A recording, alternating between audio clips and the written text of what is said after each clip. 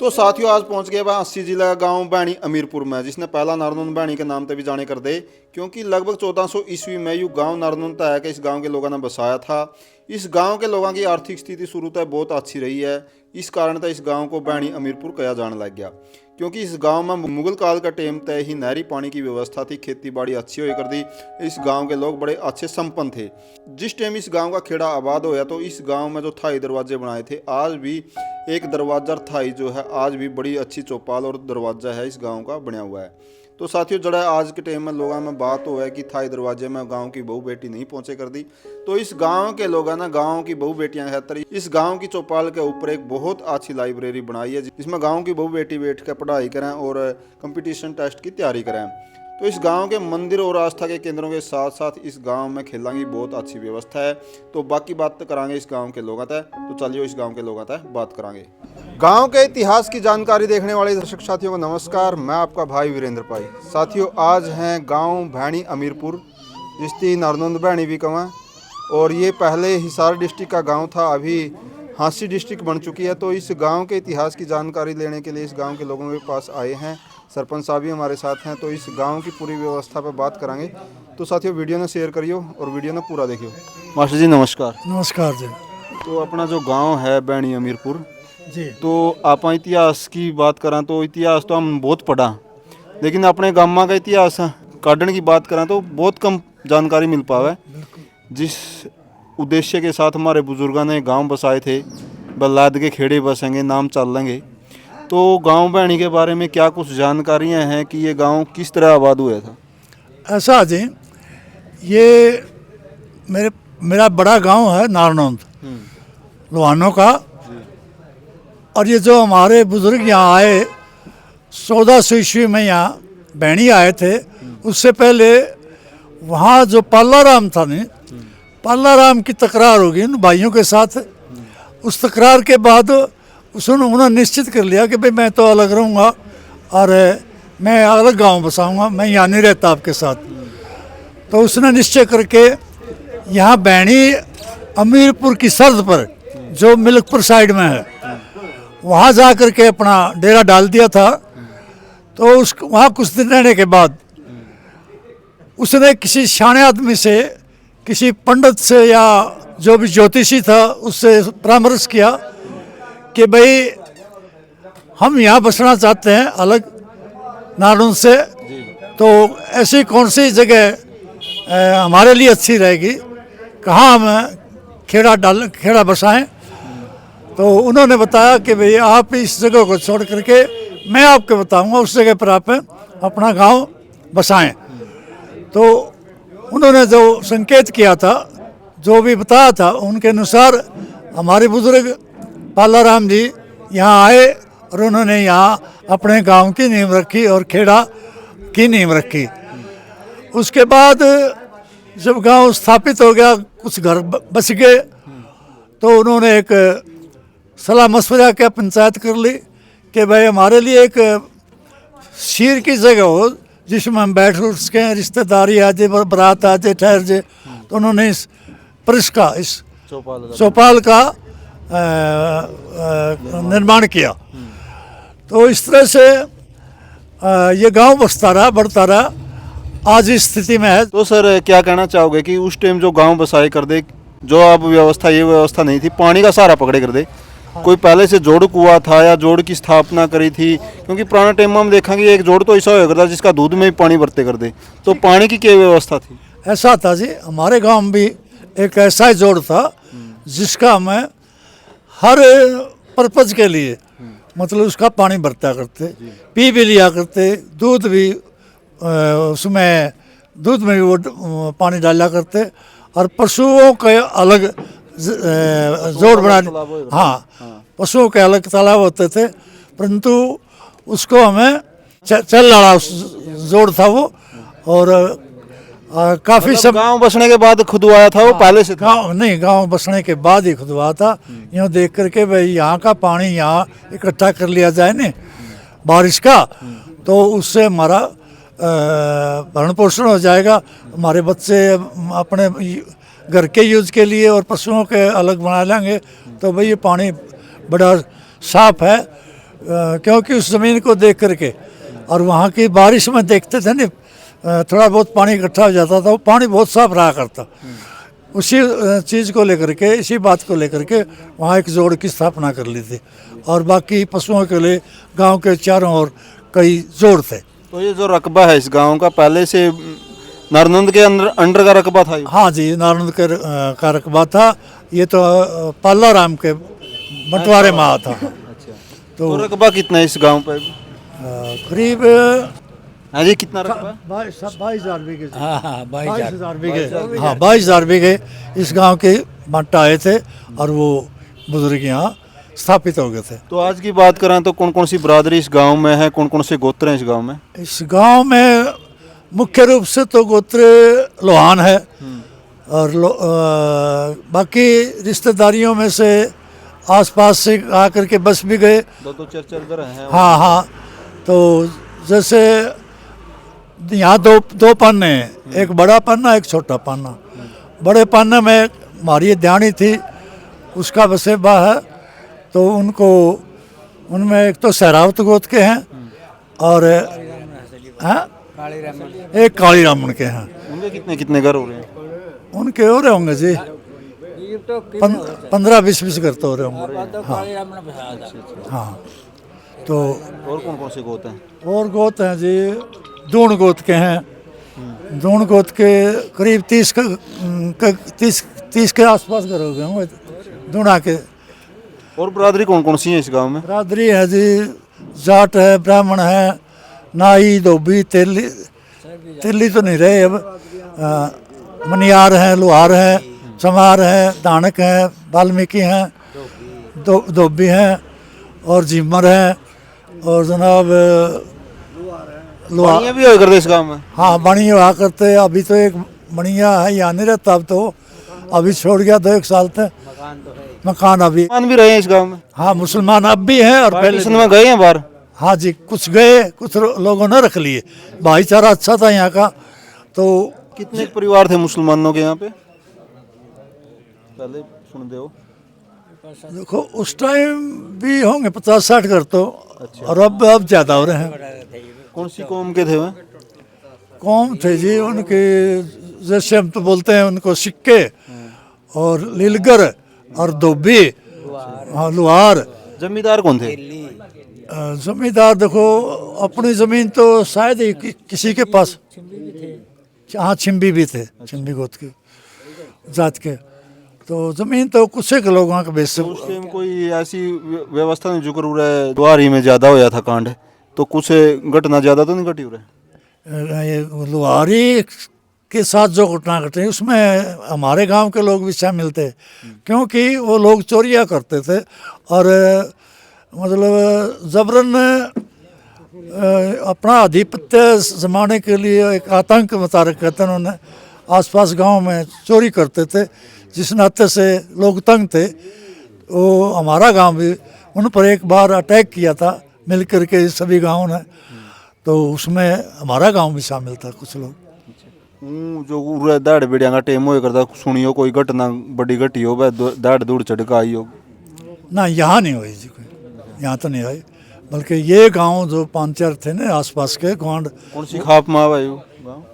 सतरोड़ खाप में। चलिए सरपंच से बात करते हैं। सरपंच साहब नमस्कार।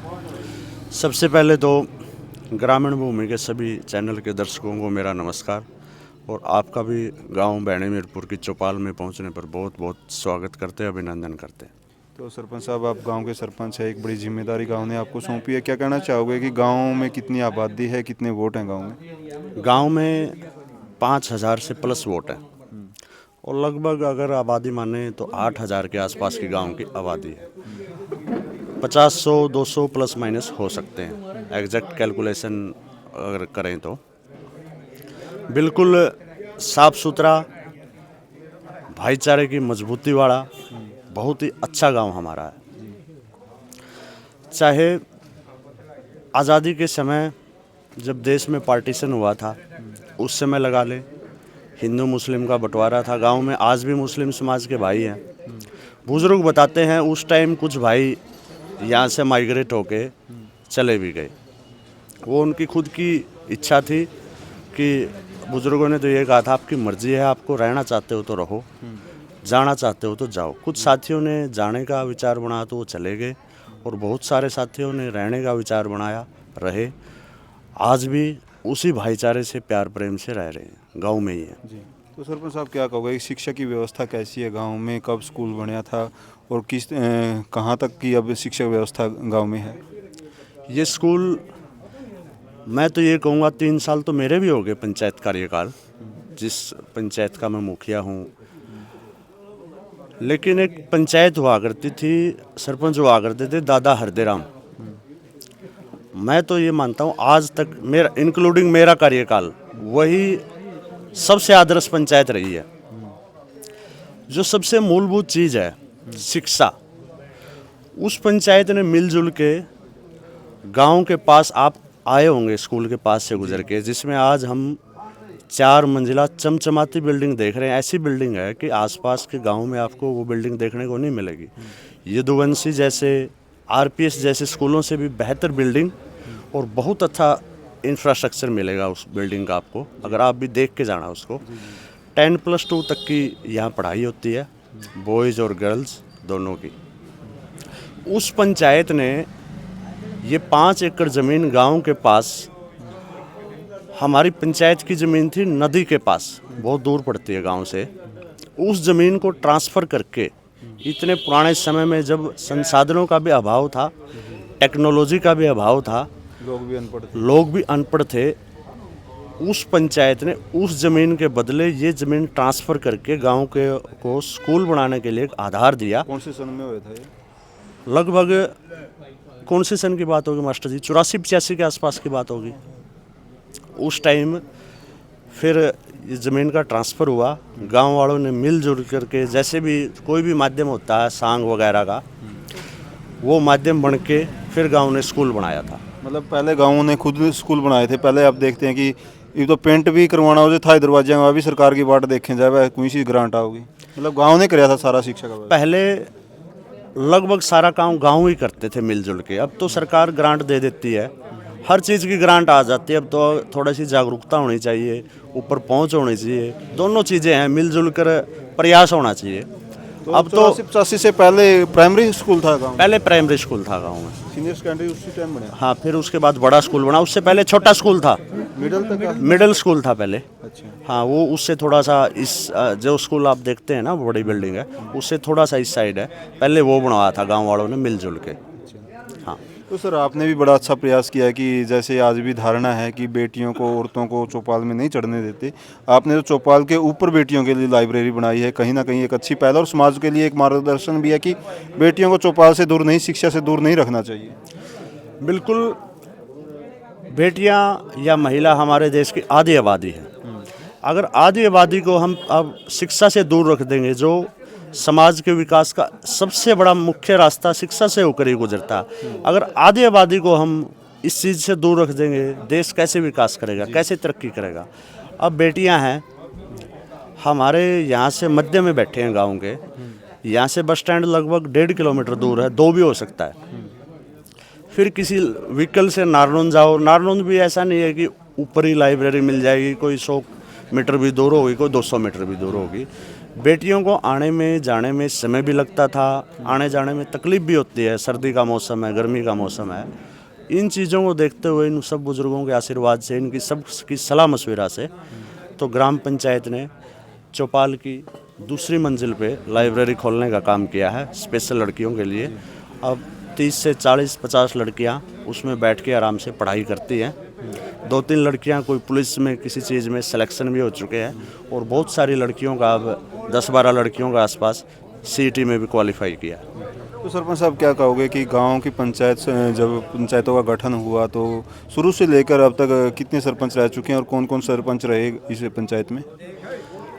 स्टार्टिंग से लेके हम जो सुनते आ रहे हैं, हमने जो सुना है, दादा उमर सिंह हुआ करते थे पहले की। ये तो एग्जैक्ट जानकारी नहीं जुटा पा रहे हम कहीं से भी, बिल्कुल पहले सरपंच कौन थे। दादा उमर सिंह हुआ करते थे, लगातार 2-3 बार सरपंच बने। दादा घासीराम बने, दादा उदय सिंह बने, दादा हरदेराम जी बने, दादा साधु राम जी बने।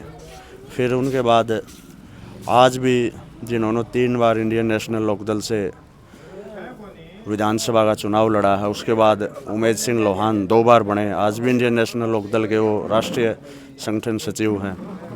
एक मास्टर राम कुमार जी कामरेड जी थे, वो बने। आजकल एक बड़े भाई प्रोफेसर जसमेर सिंह वो बने, आजकल प्रोफेसर हैं, वो यूनिवर्सिटी में टीचिंग करते हैं। मेरे से पहले हरीश कुमार बने, फिर मैं बना प्रीतम सिंह। तो सर क्या कुछ व्यवस्थाएं गांव में है इस समय बात करें तो प्रशासनिक सुविधाएं क्या क्या हैं गांव के अंदर? गांव के अंदर शिक्षा की दृष्टि से देखें तो 2 स्कूल हैं, बहुत अच्छे स्कूल हैं। लाइब्रेरी है, पशु हॉस्पिटल अंडर कंस्ट्रक्शन है, सचिवालय है, आंगनबाड़ियाँ हैं, CSC सेंटर हैं। हर तरह की मोस्टली प्रशासनिक व्यवस्था गांव में है। आबादी के अनुरूप जो चीज़ें चाहिए वो हैं। सारी चीज़ें हैं। स्वास्थ्य सेवाएं ठीक हैं गाँव में? स्वास्थ्य सेवाएं भी ठीक हैं। MPHW डॉक्टर बैठते हैं, नर्सिंग वगैरह बैठते हैं।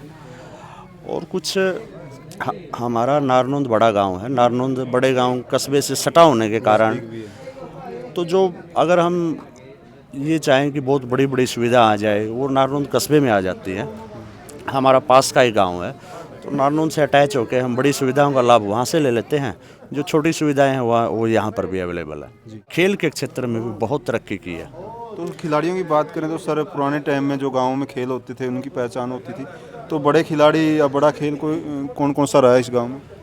हमारे गांव में कुश्ती का बहुत अच्छा क्रेज रहा है, कबड्डी का भी बहुत रहा है, वॉलीबॉल का भी बहुत रहा है। जिन मास्टर जी का आपने इंटरव्यू किया, इन्होंने शिक्षा के साथ साथ खेल के क्षेत्र में बहुत काम किया है। मास्टर जी खिलाड़ी थे, मास्टर जी हैं। जैसे एक ईश्वर सिंह मलिक जी थे, आजकल वो बिजनेस करते हैं, लेकिन अब भी उनकी खेलों में इतनी रुचि। अगर हम आधी रात को भी ये बोले ना, मलिक साहब आधी रात को खेल करवा रखे और आपने आना है, तो दौड़े दौड़े आते हैं। कुश्ती के माध्यम से वर्तमान में 2 DSP इस गांव के 2 बेटे DSP के पद पर सेवा कर रहे हैं। रणबीर सिंह लोहान पंजाब पुलिस में एज ए DSP और सतीश लोहान BSF में एज ए DSP। गांव में अब मौके पे 2 नर्सरियां हैं, एक कुश्ती की, एक कबड्डी की।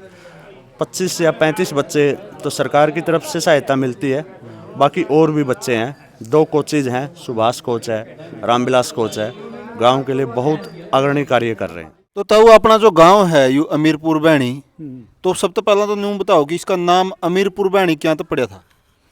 अमीरपुर का एक कारण था, क्योंकि यहाँ के लोग जो थे, यहाँ साधन संपन्न थे। पानी लगता था, और जिस गांव में पानी लगता था, पानी के साथ ही खेती होती थी। और खेती होती थी तो फिर लोग वहाँ के किसान जो है वो साधन संपन्न होते थे। नहर पुरानी है यार वो? ये नहर जो है ने मुसलमानों के टाइम तक की है। अच्छा, मुगल काल की है? हाँ। अच्छा, तो इसका नाम अमीरपुर भैणी क्यों पड़ा सुबह सिंह जी, कुछ आपने सुना है? ऐसा था, मैंने जो मतलब हमारे बुजुर्गों ने जो बताया, नामकरण हुआ ना गांव का, कुछ तो एक तहसीलदार साहब आए यहाँ और वो गांव में घूमे। गांव में जाने के बाद उसने कहीं कोई मिला नहीं जिससे वो कि ये पूछे कि भाई तुम क्या कर रहे हो, क्या नहीं। अंग्रेज़ों का टाइम था, उस टाइम माल के लिए आते थे और वो मालिया इकट्ठा कर, जैसा जिसकी हस्ती होती थी वैसा ही लगाते थे वो। तो वो आए, एक आदमी मिले नहीं मिलने के कारण वो चौपाल में चला गया। चौपाल में आज भी चौपट बनी हुई है वहाँ उसके फर्श पर, और वहाँ बैठकर जो बुजुर्ग वहाँ चौपट खेलते हुए मिले। एक नहीं, अनेक। ऊपर 3री मंजिल पर बंगला है। उस ज़माने में और तो कुछ था नहीं कि बिजली का कोई वो है, पंखे हैं या AC है। कुदरत का ही AC होता था, उसके चारों तरफ दरवाजे खिड़कियाँ थी। 3री मंजिल पर होता था, हवा लगती थी, लोग आराम से वहाँ चौपट खेलते थे। तो तहसीलदार साहब ने कहा था ये बहनी नहीं, ये तो भेड़िया अमीरपुर है, सारे अमीरों का गांव है। हाँ, पहले भैणी भैणी था नाम था इसका। पहले भेणी भेणी था इसका। उसके बाद अंग्रेज़ों के टाइम पर उसने तहसीलदार ने इसको भेणी अमीरपुर नाम दिया। अच्छा, तो सूबे सिंह जी आपके कहना चाहोगे कि कोई विशेषता उस गांव में, अमीरों की बात करी जैसे ताऊ ने, अमीरों को किस तरह से देखते थे, किस कौन ऐसा अमीर होया गांव में कि जिसने गांव प्रसिद्ध कराया हो, गांव में कोई अच्छा काम कराया हो अमीर ने, या सिर्फ चौपड़ खेल रहे हैं? हाँ हाँ बिल्कुल। देखो ये गांव जब बसा नहीं उस दिन से लेके आज तक इस गांव में जितना धन होता है इतना धन कौन से गांव में नहीं होता। पहली बात तो ये रिकॉर्डिंग 95 के अंदर यहाँ बाढ़ आई, बहुत गहरा पानी था और इस गांव में तो फसल भी हुई भाई साहब, और बहुत तकड़ी फसल हुई है। एक अचंबा है ये। और पुकुर तो पानी थे भरे थे, इतने ढूंढ डांड सारे पड़न लाग रहे थे, लेकिन इस गांव में कदे धन का कोई घाटा नहीं है। और दानीवीर ऐसे हो लिए इस गांव में। एक छोटी बात बताता हूँ मैं, एक ज्वाला बनिया होया करता यहाँ, बिल्कुल। एक सेठ बहुत चलता काम था उसका। अच्छा। और एक मिरासी सवेरे सवेरे उसका आ गया और वो दंदन लाग रहा था करने, और उसका लड़की का ब्याह था, मिरासी का। तो उसने अपने ब्याह उठाने खातर आया था सीट तो रहे, और वो दांदन करदा न्यू कर दिया। वो मिरासी ने रुका मार दिया गाल में। अब भाई ब्याह उठ लिया सेठ ने, ब्याह उठ लिया भाई सेठ ने, भंडारा उठ लिया। वो गांव में सुर होगी सारे। इब सेठ तो इज्जत का था, वो उठ लिया तो उठ लिया। उसमें बहुत से लोग आए हैं पूरा हरियाणा के। और यहाँ खेड़े के पास में मिरासी का घर था, और आड़े तो भंडारा शुरू हुआ था। बताऊँ घी के खाल इतने चल पड़े थे, कम से कम यहाँ से लेके 5 किलो 5 एकड़ दूर एक जोड़ है। आज वो डुम्माड़ा जोड़ बोलते हैं लोग। कदे तो हमें भी सुनते आए, आप भी सुनते आए डुम्माड़ा जोड़। खूब सुना है, लेकिन इसका एक ऐतिहासिक सबूत मेरे को मिला है। हाँ हाँ हाँ, एक और दूसरा सबूत मिला। हाँ, ये जो बता रहे हैं, ये हमारे को जो बताया गया, वो कहा करें इसने के डूम गाँवेंगे। ये डूमों की गाय हुई कथा तो है। लेकिन हकीकत ये है कि हमारे गांव में पंडित होते थे। महाराजा पटियाला के वो ब्राह्मण होते थे। महाराजा पटियाला जो था उसका यजमान होता था, और उनकी वो बहुत मतलब उस ज़माने में तो ब्राह्मणों की बहुत इज्जत करते थे सभी। उन्होंने 12 दरी कहा जाता था उसको। मतलब ऐसे वो दर बनाते थे। 12 दरी उन पंडितों ने बनाई थी। एक कुआं जो है नहीं, वो भी उन पंडितों का ही बनाया हुआ था, और तालाब भी उन्हीं का बनाया हुआ था। तो वहाँ क्योंकि मिरासियों का घर तो आपको पता ही है कि वहाँ इतने घोड़े या इतने व्यक्ति रुकने की जगह होती नहीं थी। तो 12 दरी तालाब के ऊपर उन्होंने मिरासियों ने जुगाड़ कर दिया कि भाई यहाँ घोड़े भी हो जाएंगे, वहाँ पेड़ भी थे तालाब के चारों तरफ। पानी पूनी का घोड़े। हाँ, सब कुछ बंदोबस्त यहाँ हो जाएगा। तो घी का इस्तेमाल वाकई सुबह सिंह जो बता रहा है, इतना इस्तेमाल हुआ था कि वो उस तालाब की तरफ घी चल पड़ा था, और उस तालाब में घी घुस गया। इसलिए उसका नाम भी मतलब तालाब को डूमों वाला लग गया कहने। हालांकि वो डूमों का तालाब ब्राह्मणों का था, और वो ब्राह्मण भी बहुत चलते पुरजे ब्राह्मण थे।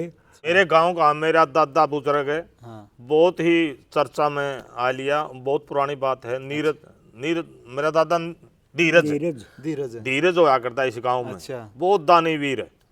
24 घंटे उसका तोआ चढ़ा रंदा, आनिए जानिए। रामकला जी में। हाँ, अच्छा। 24 घंटे तोआ चढ़ा रंदा उसका। अच्छा। आनिए जानिए, गुआंडी स्वांडी बाहर से आया तो भी धीरज का है। अच्छा। सारे धीरज का डटिया करते। रोटी पानी खूब पूरी सेवा करया करते। अच्छा। एक बार का बात बताओ, मिरासी आ गया वहाँ, घोड़ा डांट लिया, चल रहा बोला धीरज का खाना खावांगे भाई। आया तो थोड़ा टाइम हला गया, वो बूढ़ा बोलिया भाई तुम बैठ मिरासी, खाना बन जाएगा 5-4 मिनट में। एक ये बेखा काट के जा रहे हैं, इन्होंने बोला नहीं भाई जावा हम तो कोई खाना खूना को नहीं खाते। वो एक गलत बोल के गया था। अगर धीरज के घर तो बहनी की रहनी गई, धीरज का गया टूक चाल रे बछेरे मेरे पर जाके खावांगे टूक। अच्छा। कोई इसी की मिसाल थी यार। तो दादा धीरज ने ये कहा था भाई अगर भगवान का न्याय होगा नहीं तो मेरा सी तू मेरे पर जानदा को नहीं है जिंदा तो नू बताओ है मेरे पर बीच और मेलक पर बीच और मेरा सिर और घोड़ा शरीर पूरा हो गया था उनका। अच्छा। तो ऐसा सत का बुढ़ा इस गांव में आको नहीं आता। उस व्यक्ति ने इतने घर बसा दिए थे और अपनी ज़मीन में से ज़मीन दी थी, दूसरे गोत्र के घर बसाए उसने। मतलब आज भी उनको कोथों वाले कहा करते और तिगरी वाले के दूसरे गोत्र के हैं। उन्होंने अपनी ज़मीन का हिस्सा उनको देकर और उनको आबाद किया कि भाई मेरे बराबर में बस जाओ, तुम भूखे नहीं रहना। गांव में कोई भी आदमी भूखा नहीं सोता था क्योंकि सभी के और बाहर के जितने भी काम करने वाले आते थे, कोई मजदूर आ जाता था, वो इस गांव को छोड़कर गांव से दूसरे गांव में नहीं गए। वो उनको पता था जो बहने अमीरपुर में इज्जत मिल सकती है, हमारा हमें जो सहयोग मिल सकता है दूसरे किसी गांव में नहीं मिल सकता। क्योंकि समृद्ध का मतलब यही होता है कि ये साधन संपन्न थे। दूसरे गांव में इतनी फसल होती नहीं थी और जहाँ भाई साधन नहीं होंगे वहाँ भूख जो है अपने आप ही जगह बना लेगी। तो भूख के कारण दूसरे गांव में नहीं गए वो जी। हमें भी एक बात की याद है, एक चमार था, उसका नाम भी गजय सिंह नाम था, हमें आज भी याद है। गजय सिंह बहुत अच्छा किसान, खेती करता था।